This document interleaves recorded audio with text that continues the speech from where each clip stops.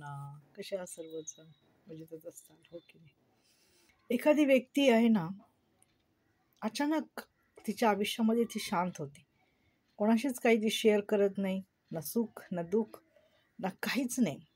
ती आपल्याच ह्याच्यात राहते आणि ती काही कोणत्याच महत्त्वाच्या विषयावर बोलत नाही.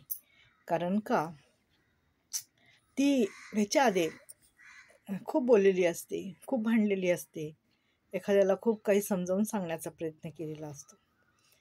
परंतु काय झालेलं असतं, तिला त्या व्यक्तीला आपल्याच घरातल्या लोकांनी वाईट बोललेलं असतं.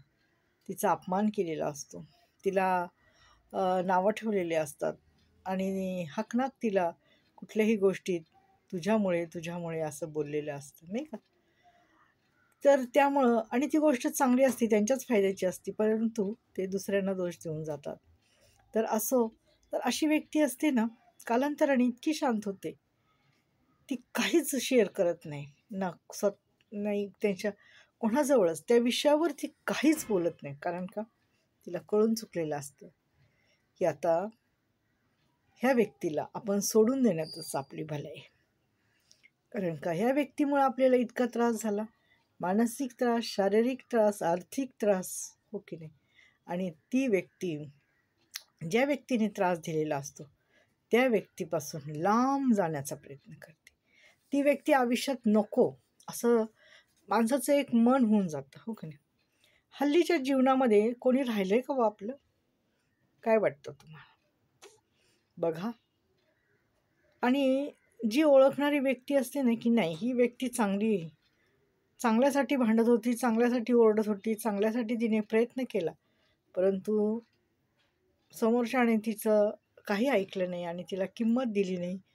आणि आता ही व्यक्ती इतकी निष्ठुर झालेली आहे आणि त्या व्यक्तीच्या मनामध्ये आहे ना, तीळ मात्रही काही नसतं, की असं झालं, तसं झालं नाही. तिला काही बोलायचंच नसतं पहिल्यांदी. ज्यावेळेस सर्व गोष्टी घडून जातात आणि मग ती व्यक्ती म्हणते, की नाही, आता आपला काही संबंध नाही. उद्या काही होऊ म्हणजे त्या व्यक्तीच्या वाचून आपलं काही अडलेलं नाही आहे, माहिती आहे का? जग आहे, जगातली 4 माणसं आहेत. सर्व काही होतं. देव कोणालाच असं ठेवत नाही, माहिती आहे का? तर अशी लोकं आहेत आयुष्यात, भरपूर आहेत. आणि जी व्यक्ती खूप शांत होते ना, तिला काहीच पडलेलं नसते, की कोणाचं काय चाललंय, कोण काय करतंय, कोण किती महागाची साडी घालतंय, कोण किती महागाचं खातंय, ह्याच्याशी काही कर्तव्य नसतं तिला.